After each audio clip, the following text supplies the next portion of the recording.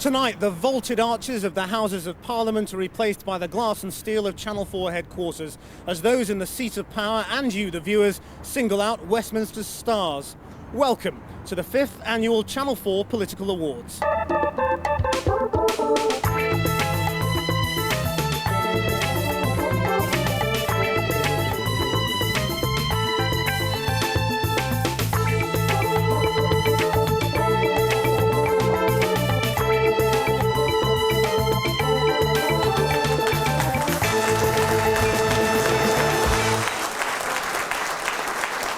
Welcome, my lords, ladies and gentlemen, to these awards at which, for one night only, the political big beasts are let out of their cages, except, of course, Lord Archer. Now, coming up in the next hour, we have awards for the best political journalist, humorist and book of the year, as well as recognition for outstanding performers from every parliamentary bench, government and opposition, Commons and Lords. Perhaps the most highly coveted of all is the Channel 4 News Award for the politician our viewers agree has most impressed them this year. But all the other prizes have been decided by a secret ballot amongst the members of both houses. Each vote is both valued and keenly sought, which it turns out has been rather a novelty for some Labour backbenchers. With the eyes and the crosshairs of the West focused on Iraq, it is perhaps timely to take a minute to retrace our steps. So we've asked cartoonists Steve Bell and Martin Rosen to sharpen their paintbrushes and offer us a post-mortem of the political year gone by. Tonight we are going to do the first public full-screen autopsy for 150 years. No, I need the cutting edge. This is Channel 4, it's all cutting edge. Just give me that scalpel. I now make the first incision. Zot! I've got a bleeder here. I shall remove the guts. This is the large gut. Excellent. We will now break open the chest cavity by snapping back the rib cage. What have we got in here? It's something lodged in the lower bowel. Mein Gott! It's a black rod! It's the Queen Mother's funeral. And here we have it, in living, or perhaps dead, color.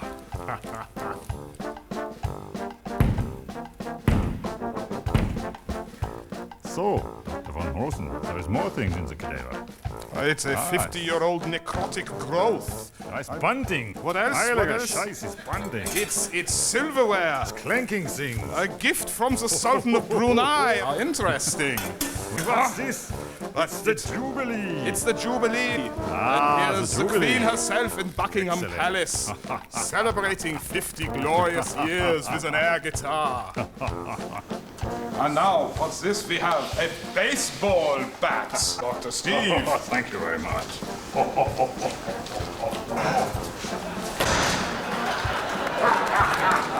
So let us investigate further into the body cavity. And I find I pull out this.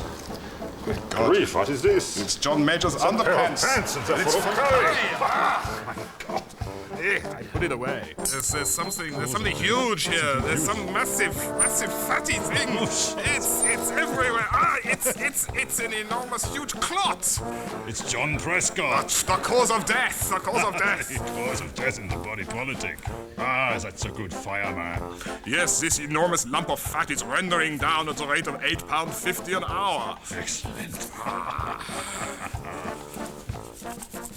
So, before we take away this poor, pitiful corpse for a decent burial, we'll remove the last diseased organ. Please, Dr. Von Bell. Ah, what's this? Oh, it's a turkey. Oh, no, nein. It's George W. Bush. Thank you very much.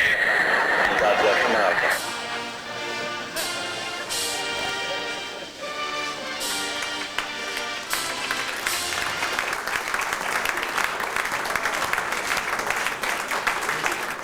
Doctors Steve Von Bell and Martin Von Rosen there, eviscerating, preserving and displaying a fascinating year. And so to this evening's first prize, appropriately aimed at those most recent arrivals to the House, the greenest of the red, blue and yellow, the Rising Star Award. The nominees are Chris Grayling, David Lammy, Vera Baird, David Miliband and David Cameron. Chris Grayling is one of those people who comes into Parliament and nobody really knows anything about him, and he doesn't do anything particularly showy or flamboyant or dramatic or eccentric, but he works hard. He's a bit too tolerant for the Tories, but as long as they don't catch on to him, he ought to be OK. The Assembly cannot be both provider and monitor of services. It cannot be both poacher and gamekeeper. One of those sort of unobtrusive chaps you don't notice, and then turns out might be rather good after all. I did a terrible thing to David Lammy when he was first elected. I think I was the first person to write, "This man could be Britain's first black Prime Minister." What a terrible thing to say about anybody. We need to move the debate on from the frankly sterile argument about numbers onto the challenge of delivering a full range of social care services to meet people's needs. Without fail, everybody who is predicted to be a future Prime Minister never, ever makes it, which is pretty bad news for David Lammy. Vera is so consistently on every single one of these rising star lists that you can't help but think she's doomed to failure, except that she's obviously not. I think the louder the honourable gentleman shouts, frankly, the more prominent his weak arguments become and the more clear the front bench opposite's motives are. She is funny, she sends herself up, she is very well informed, she is an excellent debater. I hope we're going to see far, far more of Vera Baird. David Miliband is an incredibly fast riser. He was elected in 2001 and is already a junior minister. So, of course, he's incredibly popular with all the Labour intake from 1997. You can talk the talk, but you've also got to walk the walk. We are walking today into the government lobby. We do so because it is right for the nation's children, and I urge the House to follow us. There's that line of Gore Vidal, every time a contemporary of mine succeeds, a little piece of me dies. And Miliband is one of those people who kind of brings that to the forefront of everybody's mind all the time. David Cameron is a rising star. He is clever. He's been clever enough to be modest about his cleverness. He has chosen the issues he wants to raise. He's also extremely good-looking. The word, and I don't mean it pejoratively, but the word is smoothie chops. I think the government's made a mistake. I don't think they did it out of any desire to deliberately get it wrong. I think they just went for an over-regulatory option. It's not necessary. He's an obvious future Foreign Secretary, but for the fact that it's highly unlikely, of course, that the Conservatives will ever return to power.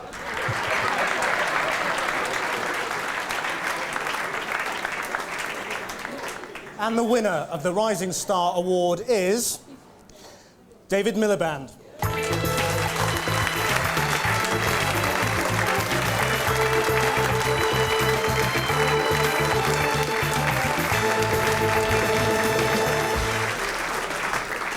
Thank you very much. I'm extremely daunted, but nonetheless grateful for this award. It is known, I think, as the swiftest political kiss of death in history, so I look forward to that being realised. Actually, one of the... I'm not sure if the rules were explained properly to people, because an MP came up to me last week and he said, "It is like Big Brother, isn't it? You vote for the person you want to kick out of the House as soon as possible." Thank you very much indeed.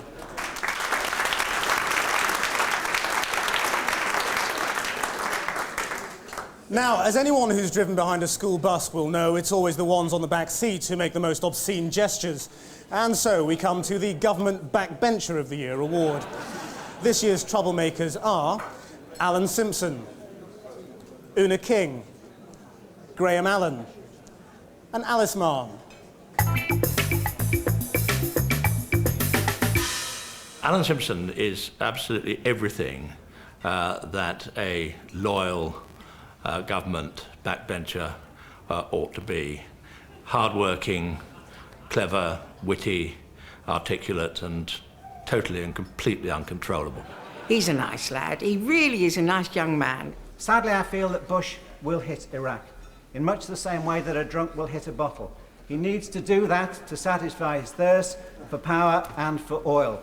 I have to say to the Prime Minister, the role of a friend in such circumstances is not to pass the drunk the bottle. My favourite memory of Alan was when he was playing football at a match against the press and a Labour Party conference, and his partner was standing on the touchline giving him encouragement, and she shouted, Nice tackle, Alan. And he came over, smiled at her and said, "Thanks, darling."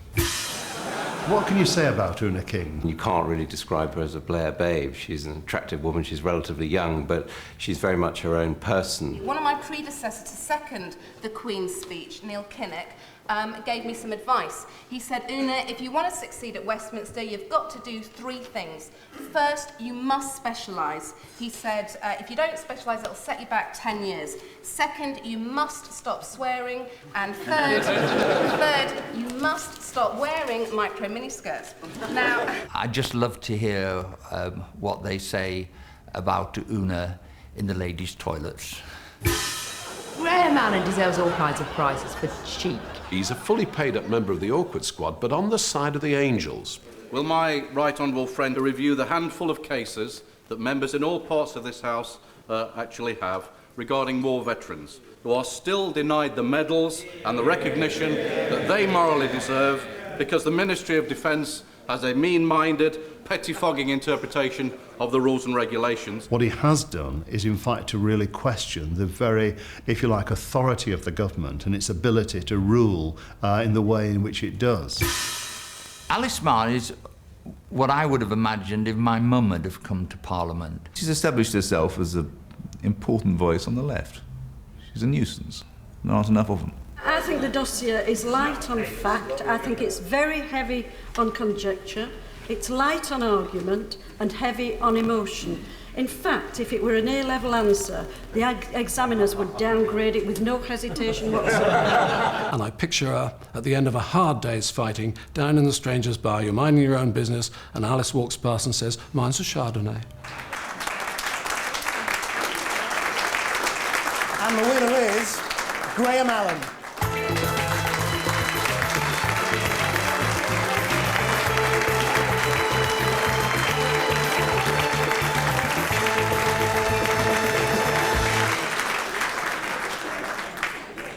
Thank you very much, fellow parliamentary inmates, for your support and your votes to give me this award. Very undeserved award. Thank you all very much for your support.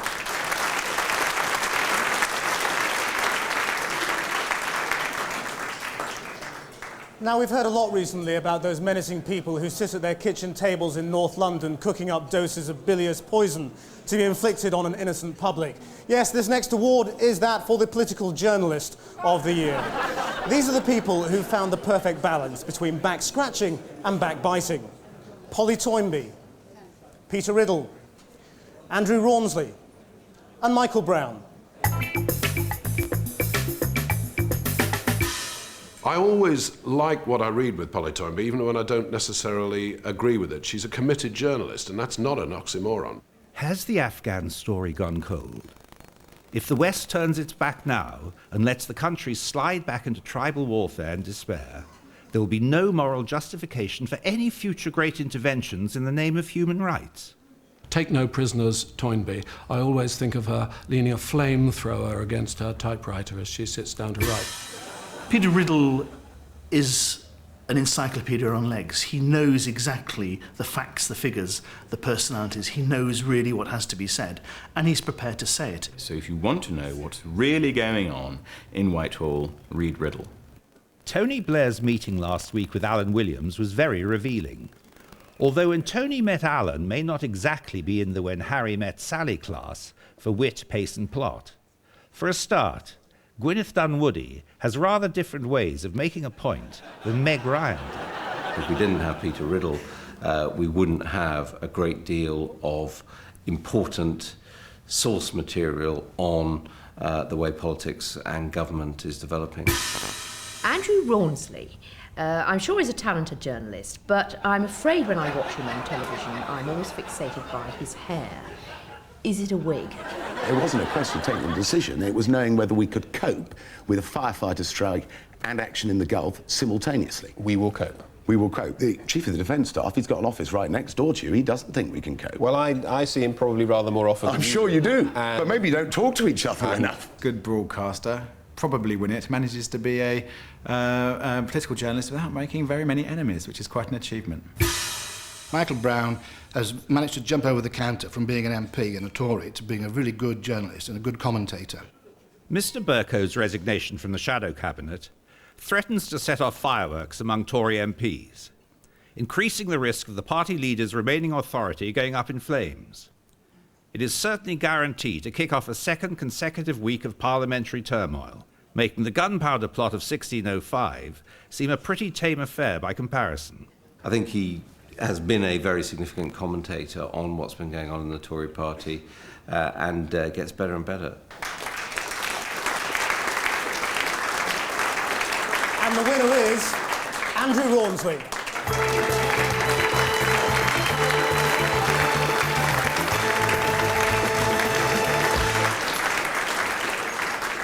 I'm not sure how I should feel about receiving an award that has been given to me by MPs and members of the House of Lords. I could be profoundly honoured. I could be deeply disturbed. I'm going to choose to be profoundly honoured. Thank you very much indeed.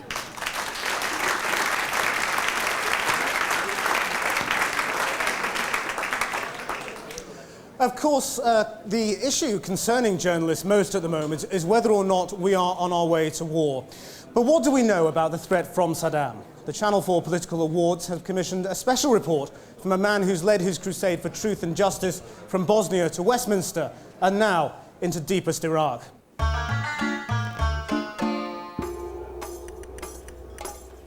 I haven't liberated Baghdad, that's John Simpson's job.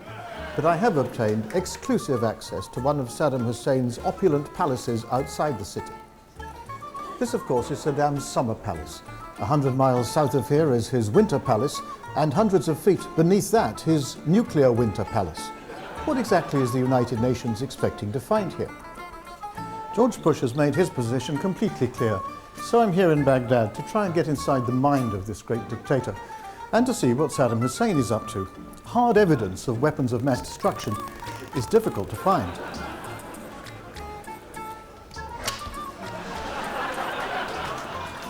But the US is convinced that Saddam is hiding something. For instance, the tiny spores of dust in this bag may seem innocent enough, but deployed, they can wreak havoc among asthmatics all over the world.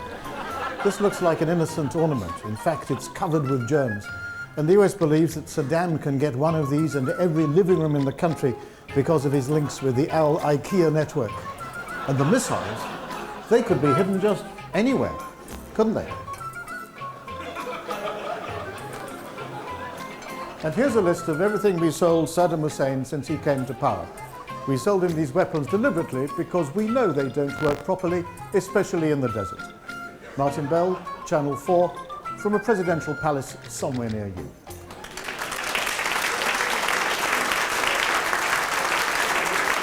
And thanks there to Martin Bell for risking life and linen to bring us that exclusive and illuminating report. But now a break. We'll be back shortly, though, with more awards and something as yet never before seen on television. A man who can persuade people to vote for Ian Duncan Smith.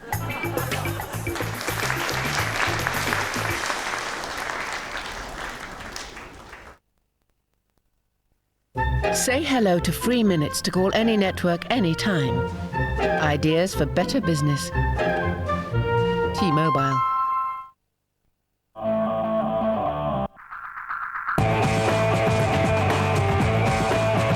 Extreme. Experience.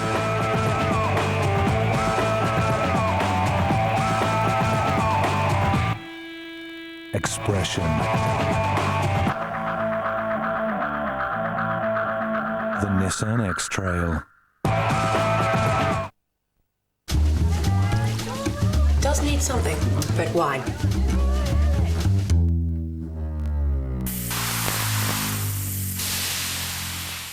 Everything all right, Debs? Yes, fine. Absolutely fine, thank you. Thank you. Leon Perrins with spaghetti bolognese. How did you discover it? Well done, Deb. What are you doing? I'm looking for a cloth. What for? To clean the loo. Parazone flushable wipes are the handy way to keep your toilet surfaces hygienically clean. Oh! Mind your head. Well, I thought you were going to help. Parazone simply does the job.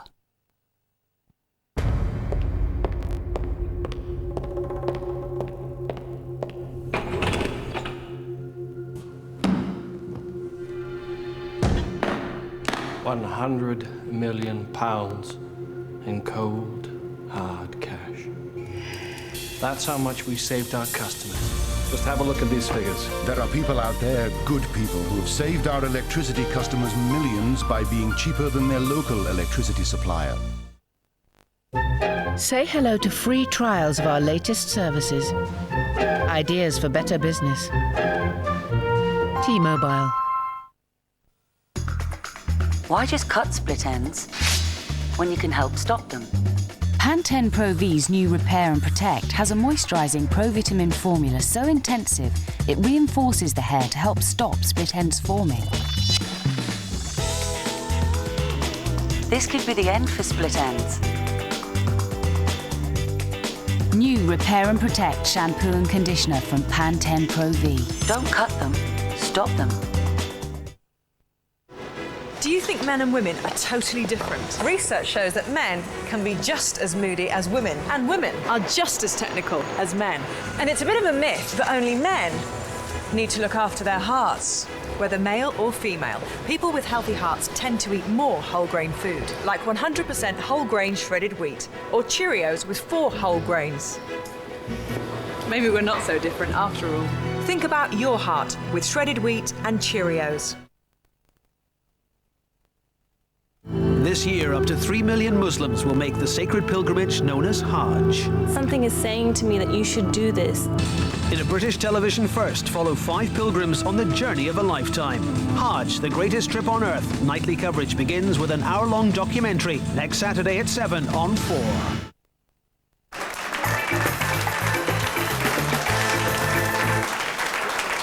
Welcome back to the Channel 4 Political Awards. Now, our next award goes to the Opposition Politician of the Year. Originally, the shortlist was much longer, but several Conservatives pulled out when they realised it wasn't an award for opposition to Ian Duncan Smith. So these are the opposition's big hitters: John Bercow, Oliver Letwin, Michael Howard, Sylvia Herman, and Mingus Campbell. John Bercow's an interesting case. He comes from the far right of the Tory party, and in many ways he's quite objectionable, but you have to give him grudging admiration as a parliamentarian. The interesting thing is that he's become completely inclusive, having resigned from the Shadow Cabinet over gay adoption. I thought one resigned over the independence of India, not whether buggers could adopt or not. This means that John is now a frothing-mouthed lunatic of the right and the left. He could be the answer to all the Tories' prayers. And we are determined to get rid of the highest taxing, heaviest regulating, most pompous, sanctimonious, politically correct sisterhood called New Labour. John Bercow has improved greatly since he married a Labour girl. Obviously, left-wing sex has done him a power of good. Oliver Letwin is the cleverest man I know in politics. It may not do him any good that people think he is so clever, but he really is. Mr. Speaker, there is a problem, which is how one is meant to take seriously the Prime Minister's promise to be tough on the causes of crime when his government have failed to take serious and radical steps to lift young people off the conveyor belt to crime. Some of the ideas are fairly potty, but they're actually very interesting, and it's about time we had some interesting ideas on the Conservative front bench. Many politicians pretend to be principled, but are in fact just shallow and smooth-tongued. Michael Howard appears to be shallow and smooth-tongued, and is, I believe, secretly principled.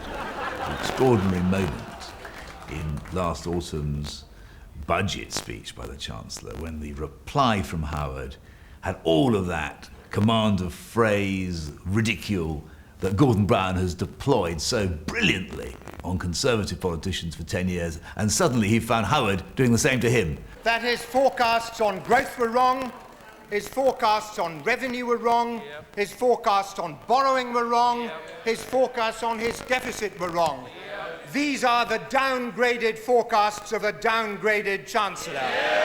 The fact that he's still in frontline politics is, politically ridiculous, but, it's nice that he's got something to do.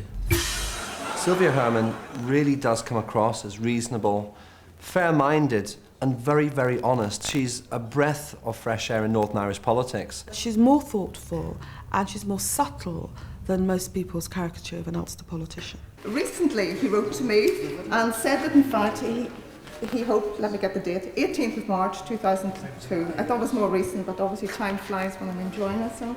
It occurred to me that if Alice Mann is like your mum, then Lady Herman is like your mum would like to think of herself. Lady Sylvia, rather grand, and I suspect she was probably a pin-up in the Royal Ulster Constabulary's canteen. Ming Campbell is the Liberal Democrat weapon of mass destruction. In fact, I'd say if he was the foreign minister, Saddam Hussein would have given up years ago. But I wonder, does it irk him sometimes? Does he wake up at night? Should I have stood for the Liberal Democrat leadership? And wouldn't I be doing rather better than that fella Kennedy? When it comes to the committing of military force for clear political objectives, we will take no lessons from the A master of the House, a master of his brief, probably the Foreign Secretary that Tony Blair secretly wished he had. And the winner is Oliver Letwin.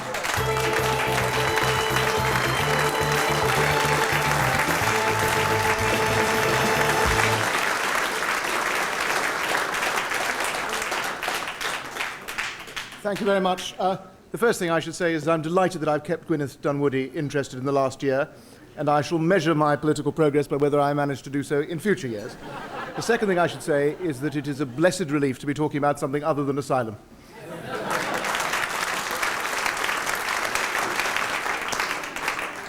But where next for the Conservative Party? A makeover, a new name, or perhaps just a new style of leadership? We gave the problem to Derren Brown, the country's leading exponent of mind control. This is the man who's able, literally, to make people think that right is left. So who better to try and coax the inner Tory out of our country's disaffected youth? This is no trick, there were no actors, everything you're about to see actually happened.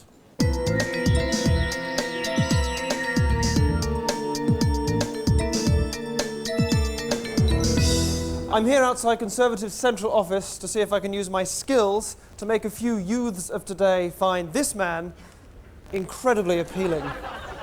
He's a youth. Perfect. Excuse me, can I stop you for a second? Hello. Hi. Hello, we're doing some filming. Can you Okay. come here? Do you know who this man is here? That man? Yes. It's Ian Duncan Smith, isn't it? It's Ian Duncan Smith. Yeah. What do you think of him as a politician? Do you have any feelings about him? I don't really think much of him, to No, be honest. no, that's fair enough. It's interesting, isn't it? Look at me, just how quickly people can change, and that's what we're filming, how sometimes people's beliefs can just change like that, and you really will surprise yourself here. Just take another look for me, just for a second, sorry. Yeah? So what do you think about him as a leader and as a person? It's pretty sound, actually. Yeah. I mean, my friends, like, go on about it as well, and they Yeah. say all the things that he's done is really amazing. And, Yeah. you know, he's not half a good-looking chap as well. We could do with some good-looking MP. Absolutely.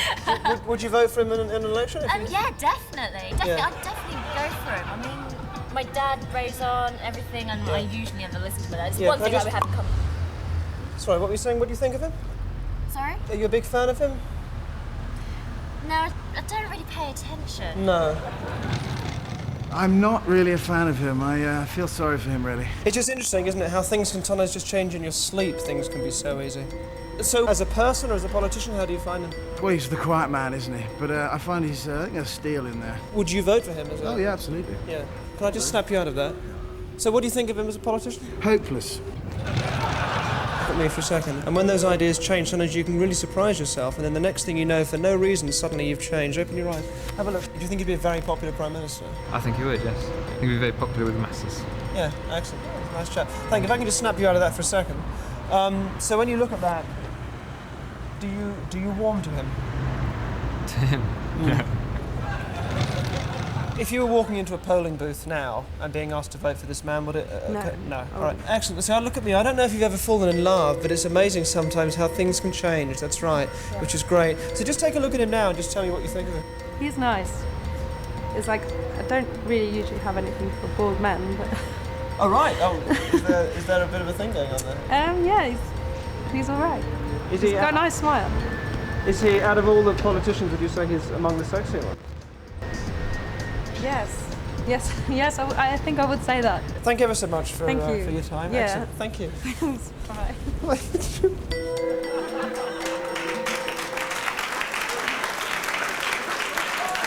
No actors, as it happened. Thank you, Derren Brown. And maybe next year we'll see if we can do the same thing with Conservative MPs. We move on now to the Peer of the Year award. Defying the doommongers, the House of Lords is still alive and kicking, and in this age of Botox, hip replacements and tummy tucks, the upper house has never looked better. The nominees for Peer of the Year are Baroness Williams of Crosby, Lord Carter, Countess of Mar, Lord Rooker, and Baroness Park of Monmouth.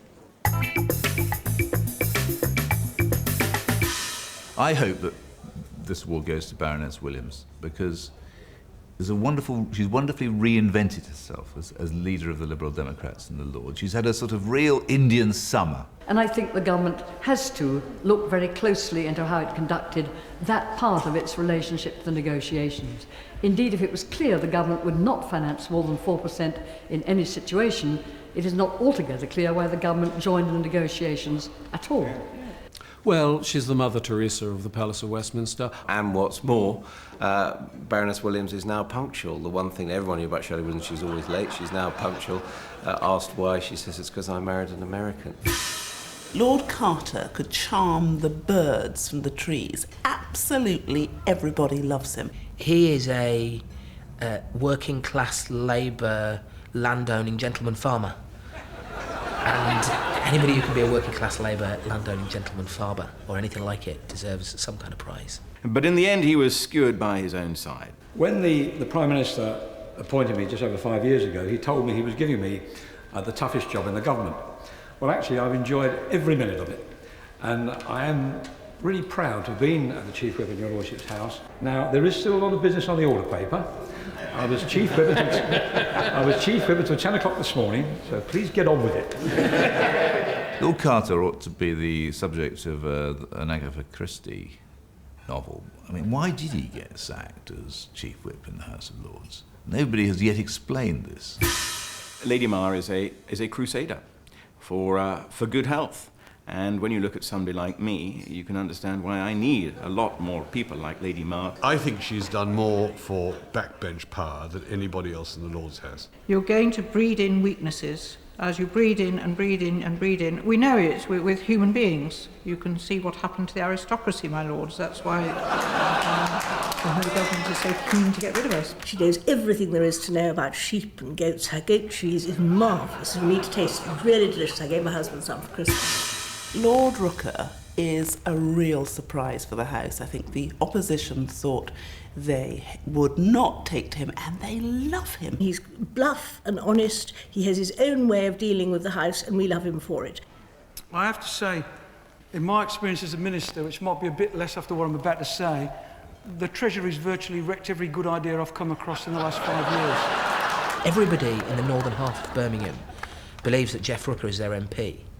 Like, even if he never was and never has been, wherever you go, people say, you say, oh, hello, I'm your Member of Parliament, and they all say, oh, no, Jeff Rooker's my MP. Lady Park is, I think, one of the most magnificent creatures to adorn the benches of the House of Lords. She has a tremendous history, a secret history, one of the leaders in the fight of the Cold War. There is a whole new graveyard on the road leading out of Harare since last year.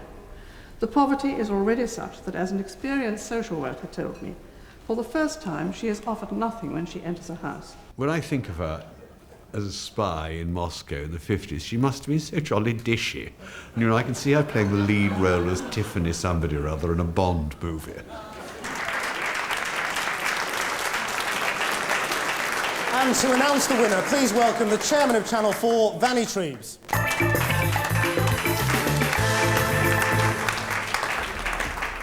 And the winner of the Peer of the Year award is Lord Carter.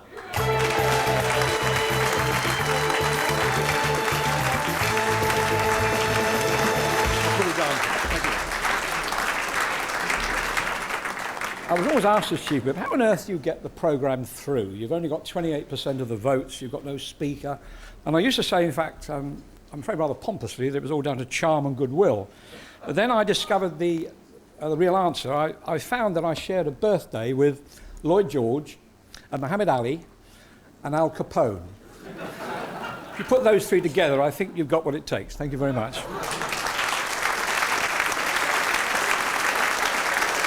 Congratulations, and thank you, Fanny Treves. Well, now the award for the best political book of the year. Not always at the top of the bestseller list, and with slim hopes of film rights and merchandising sales, political books are often a labour of love, or in Edwina Curry's case, a matter of exhaustive research. Now, this award is presented in association with Politico's Bookshop, and to present it, a man known to all MPs as their trusted supplier of top-shelf political literature, Ian Dale.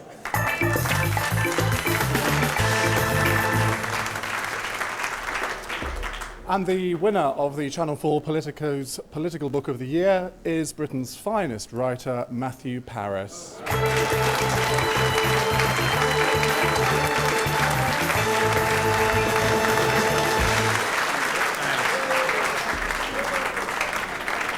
More than any other external force, the Times has made me the writer that I am, such as I am, and they've stood through me through thick and thin, as did Penguin Books recently, when Alistair Campbell tried to bully me into rewriting a passage in Chance Witness.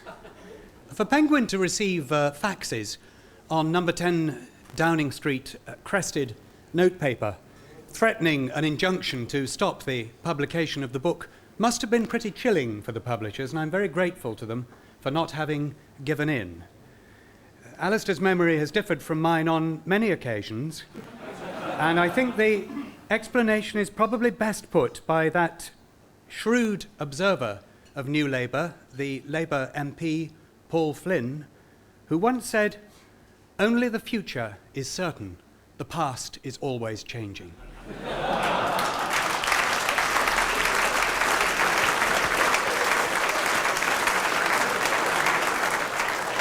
Congratulations, Matthew. We're going to take a quick break, but we'll be back in no time at all, especially if Harriet Harman's behind the wheel. See you in a minute.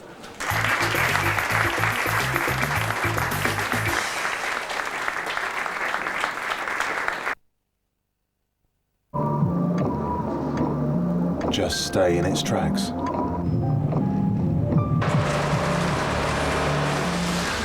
Just stay in its tracks.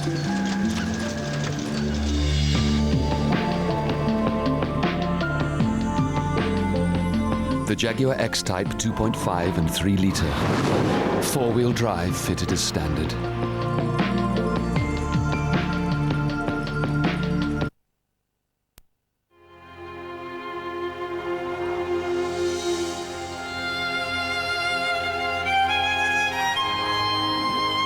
Touch it.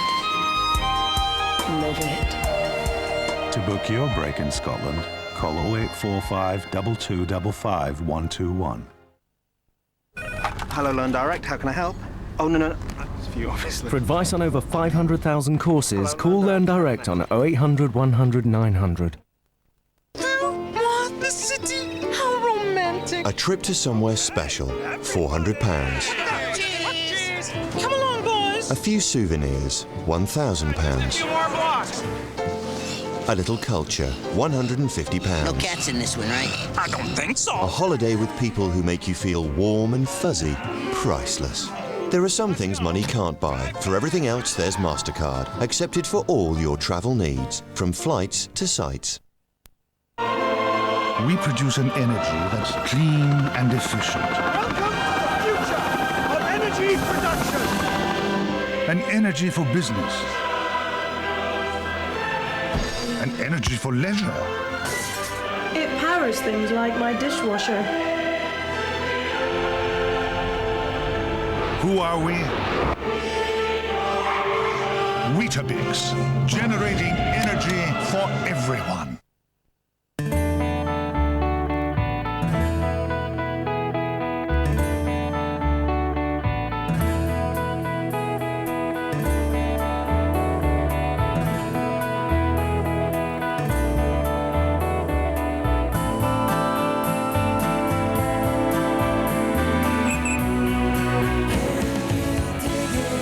See what happens when you use picture messaging from Vodafone Live.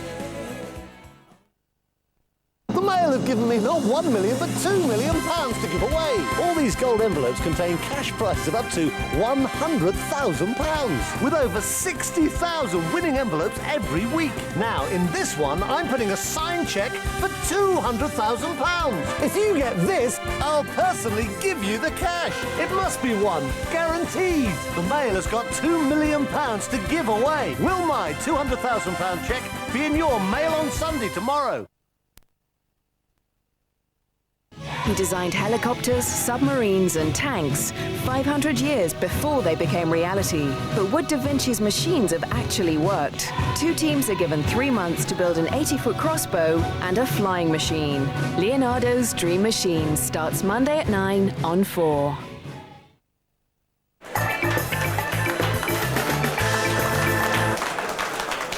Welcome back. Now, it's time to do something many sitting here tonight would dearly love to do. Run down the nominees for Political Humorist of the Year. They are Quentin Lett, Simon Carr, Boris Johnson, Simon Hoggart and Steve Bell. Quentin Lett is the voice of humour in the Daily Mail, if you don't think that's a contradiction of terms. It's absolutely on the button. It's frequently pretty critical about not only the people the Mail doesn't like, but the people the Mail does like. Nothing fills the Lords quite like a gay debate. They were at it again, if that's the expression, in the upper house yesterday morning. Lady T's face, as she listened to descriptions of homosexual love, belonged to an RAC man who has been siphoning petrol and has just swallowed a mouthful of Esso unleaded. I have always worshipped Simon Carr from the moment when, in a press conference in the House of Lords, he asked a peeress whether she had ever experienced anal intercourse. The Deputy Prime Minister wobbled up to the dispatch box to make a statement about the fireworkers. Talk, don't walk, he kept saying, aspiring to, and achieving, let it be said, the rhetorical standard of a New York traffic light. Even when he's being difficult about subjects I care for, I find him so enormously amusing that I can forgive him anything. I think he's a great writer. Not sure Boris Johnson would be too delighted to be seen as humorist of the year. Extraordinary man, the only natural blonde in show business, versatile, energetic. I'm told he's an MP as well in his spare time. Your magazine made him Parliamentarian of the Year. It wasn't so much kick Blair's butt as kiss it. Well, I was merely reflecting the views of the panel of judges, and our real calculation, or my calculation, was this was by far the best way of annoying Gordon Brown. To do all those things and be so funny that people only have to look at him to have a good laugh, I think must be some sort of achievement. Simon Hoggart is the funniest. It's a cruel thing to say about all the others. I don't know why anybody else ever wins. Hoggart is a comic genius. The Queen came to Westminster to address both houses. The Speaker arrived with his 8 followers. It was a moving moment. How many people born in the Gorbals have their own personal procession, or posse, as the rock stars call it? Then came the Lord Chancellor Derry Irvine with his procession, including his train bearer, Mrs. Nora Dobinson. Say what you like, but New Labour does make the train bearers run on time. I'm an old colleague of Hoggart's. In fact, we sit back to back in the House of Commons. I sometimes say I spend more time back to back with Hoggart than I do with Mrs. White. The great thing about Steve Bell, if you like his completely anarchic cartoons, is that he doesn't disappoint you when you meet him. And he's part of an older tradition where people really made quite important political points with a cartoon. He is the sharpest pen in the box. He's the most coruscating performer of all. If I were Tony Blair, I would shake when I opened my Guardian. Here we are as a party, totally unctuous, fawning, deferential, and Steve Bell just comes along and goes, pop!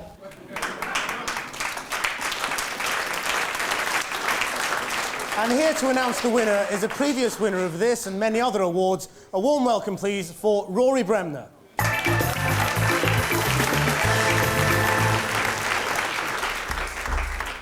As someone who normally takes politicians fairly sceptically, I was wondering how I justify being here at this rather cosy love-in this evening. And then I rang a friend who runs an internet porn site, and he said, why don't you just say it's research? So here I am. I said sceptical as opposed to cynical because a very great friend and mentor of mine once said, he said, the thing is, Rory, what you've got to remember, he said, if you ever lose your faith in your politicians, if you ever lose your belief in your politicians, then you lose belief in the political process. He said, and then where would you be? And of course the answer to that is in Downing Street.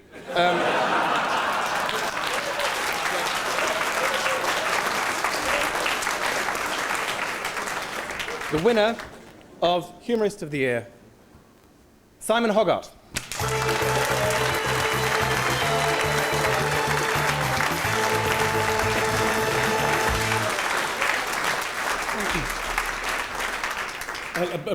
Thank you. A predecessor of mine once was asked how he managed to write a sketch day after day, and he said, it's easy. I have 659 helpers sitting underneath me. Thank you, the MPs who voted. Thank you. Bye-bye.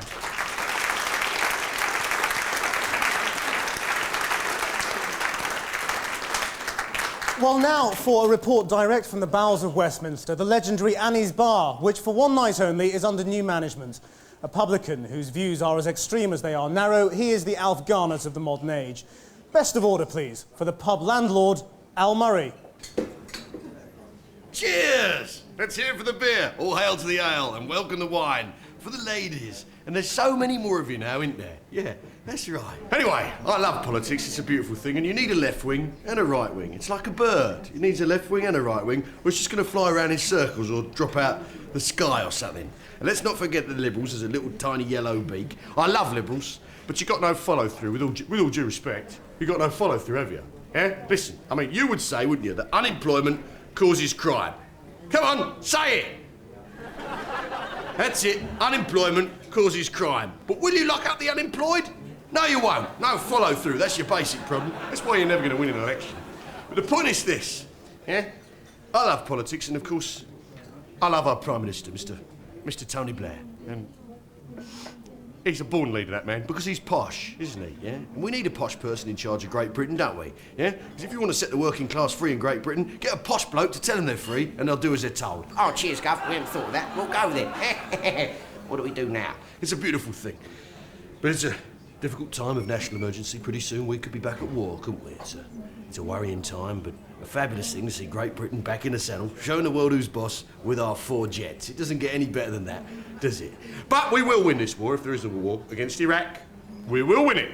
We will win it because it fits the general pattern, the rule of thumb. Yeah? Because traditionally, Great Britain has trouble with countries beginning with an I. That is a fact. Yeah? With an I. Yeah? I mean, you've got Italy. Yeah, India, we had to give it back. Ireland, we're playing the long game on that one, obviously. It ain't over till the fat reverend stops shouting. Iceland, Cod War, 74. Indonesia, Ivory Coast. Hitler's Germany. Countries beginning with an I. You can't argue with that. But the real problem at the moment, the thing that's bothering me, let's put it that way, is this asylum thing, eh? Coming over here, taking our beggars' jobs. Hey, we've got the finest poor people in the world. Back off, Brussels. They're not stopping in France, though, are they? Of course not. No, they're not stupid. They're desperate, but they're not stupid. I mean, mind you, in the old days, if someone escaped from Europe by means of an extremely long tunnel under the sea, yeah, avoiding enemy trains at night, he'd have been given the Victoria Cross, wouldn't he? Not a mobile phone and a council house. Well, drink up. I've got 8 minutes, I think, till the vote comes through. That's 4 pints. We should be all right. See you later. Cheers.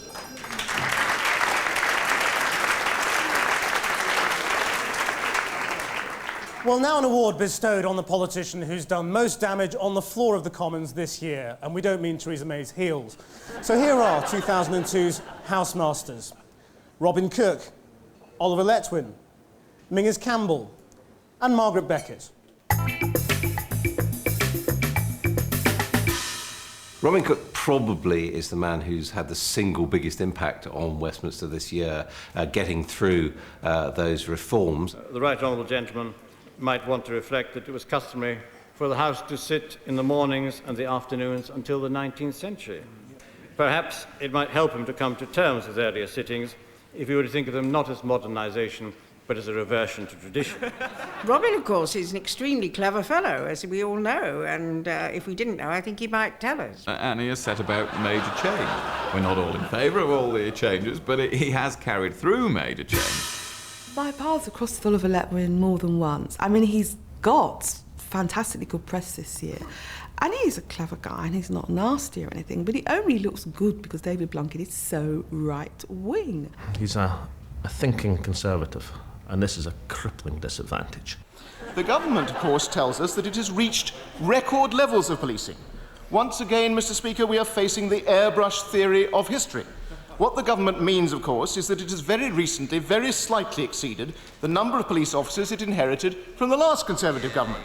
People do see him, even though he's ruled himself out, as a potential future leader of the Tory party, so quite a year of achievement.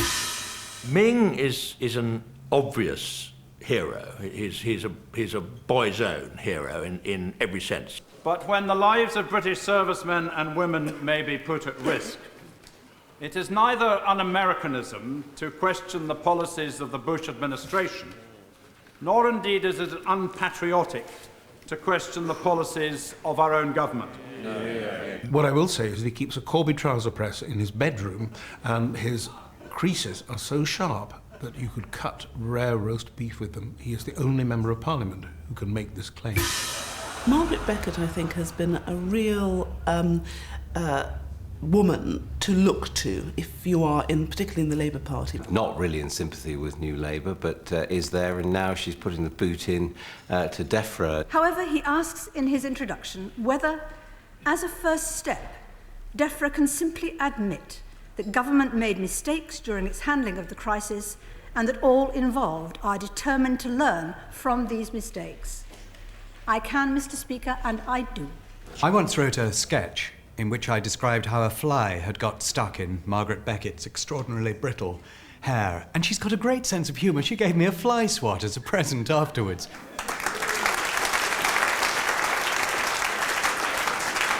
And to present the winner with his award, please welcome Channel 4's Prince of the Paddock, John McCrick.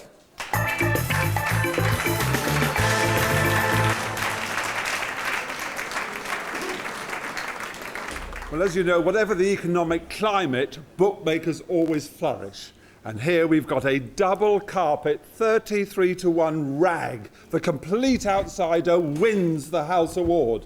A Skinner for every bookmaker, the Lord President of the Council, the Leader of the House, Robin Cook.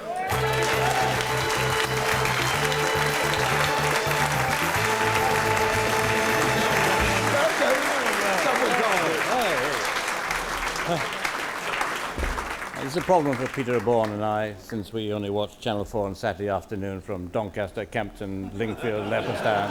I think I can do a solution here, a compromise. I'll do a timeshare on this, John McCrick, on the strict understanding that he produces it from the betting ring on Saturday afternoon. Absolutely perfect. You're at Sandown as well. I'll be at Sandown on Saturday. One last word. I'm enormously privileged, and I've spent 3 decades of my life in the Commons. Achieving some reforms was reward enough for those 3 decades, and I'm glad to put something back. I don't need another award, but I'll take this home as the bonus ball on what's been a very enjoyable year.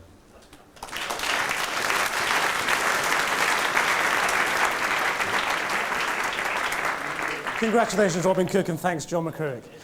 And now, ladies and gentlemen, the final award of the evening, the Channel 4 News Award. Now, this award is unlike any of the others in that it's been voted for exclusively by viewers of Channel 4 News. Now, more votes have been cast than ever before, and the victory has been decisive. So, to announce the Channel 4 News Politician of the Year, please welcome the Chief Executive of Channel 4, Mark Thompson.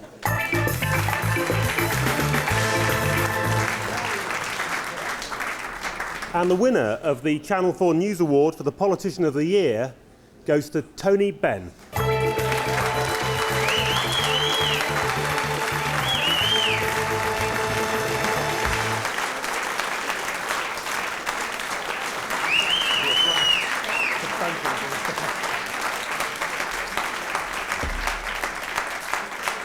Can I thank the returning officer and also congratulate the other candidates and express hope that I may discharge the obligations I've assumed on behalf of the voters in Channel 4. I feel at the moment a little bit overcome. It's been a jolly evening, but on Thursday I'm going to Baghdad. And I must admit that the thought that I shall see in the streets of Baghdad women and children who may be widowed, who may be killed in a few weeks by British forces sent to war without the consent of the Security Council or the House of Commons appalls me. I cannot describe how I feel. And I do believe that the media's responsibility at a time when war propaganda is on a scale I have not seen for many, many years, to remember to think of those who may die in Baghdad with the same sensitivity they showed to those who died quite innocently in the Twin Towers in New York. And I hope the media will recognize that the viewers are voters and voters are viewer. And democracy depends not just what we do on polling day, but what we do every day in the year. Thank you very much.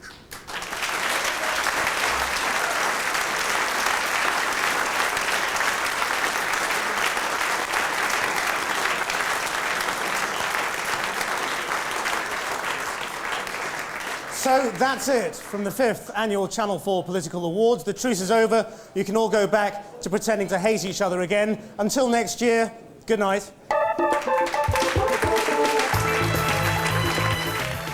Rory Bremner will be back with his mate Bird and Fortune tomorrow at 8. Coming up on 4, first impressions are one thing, but people are full of surprises, and the contestants in Without Prejudice are no exception. One of them will win £50,000 next.